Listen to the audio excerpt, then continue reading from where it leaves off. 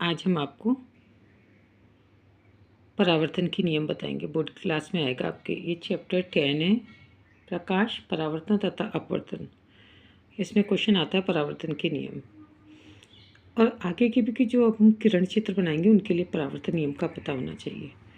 जब भी किसी पृष्ठ पे ये प्रकाश आपतित होता है तो टकरा के लौटता है, यानी कि उसका परावर्तन हो जाता है। जब प्रकाश किसी सतह पे पड़ता है और टकरा कर लौटता है तो क्या हो जाता है? परावर्तन हो जाता है।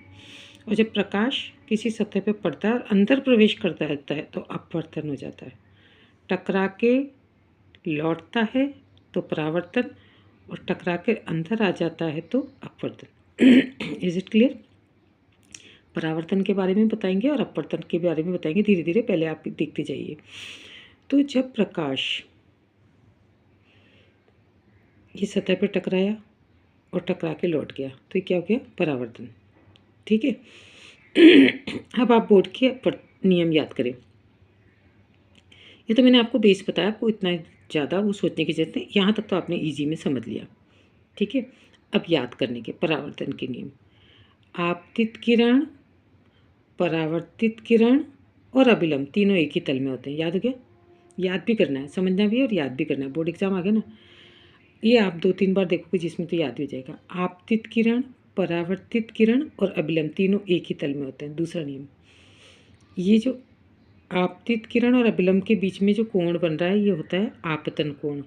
और यहाँ पे जो बन रहा है ये हो गया आपतन कोण। ये 30 का है तो ये भी परावर्तन कोण भी 30 का बनेगा।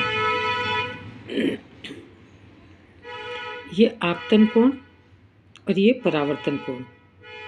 आपतन कोण सदैव परावर्तन कोण के बराबर होता है। ये 30 है तो ये भी 30 रहेगा, ये 40 है तो ये भी 40 रहेगा, ये 50 है तो ये भी 50 रहेगा। तो बस आपको तो कुछ भी नहीं करना, ये तो मैंने आपको इतना बात बताई, लेकिन आपको बस इतना सा करना, ये डायग्राम ड्रॉ कर देना और लिख देना आपतित किरण, परावर्तित किरण और अभिलंब तीनों एक ही तल में होते हैं। परावर्तन का पहला नियम हो गया। दूसरा, आपतित किरण, आपतन कोण और परावर्तन कोण सदैव बराबर होते हैं।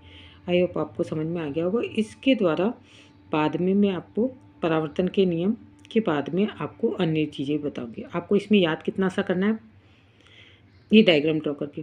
आपतित किरण, परावर्तित किरण और अभिलंब तीनों एक ही तल में होते हैं और आपतन कोण का मान परावर्तन कोण के मान के बराबर होता है। सारा बताना जरूरी था, नहीं तो आपको पता क्या पड़ता क्या कह रहे हैं मैम। अब तो आपको याद भी करने की ज़रूरत नहीं होगी और सीधे याद आ जाएगा। तो मेरे साथ बताइए, एक बार रिपीट करके मेरे साथ साथ रिपीट करिए। परावर्तन के नियम। पहला नियम, आपतित किरण, परावर्तित